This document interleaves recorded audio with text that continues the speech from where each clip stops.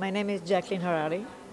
I'm from Israel. Jacqueline has been working in the bridal industry for over 30 years in Israel, and we've just recently entered the American market.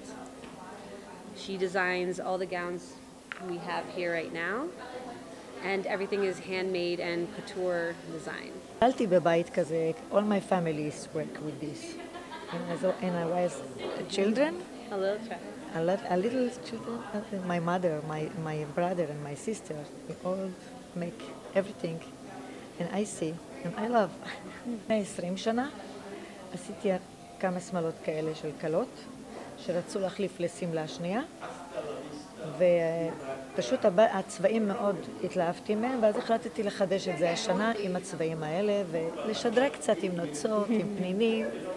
About 20 years ago, she wanted to make a second dress for the brides.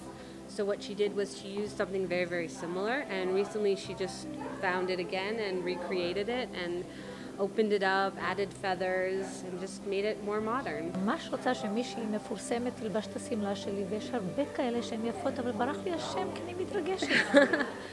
I really want to see these dresses on the red carpet. I would love any gorgeous model or actress to wear them, and I just forgot all the names because I'm so excited.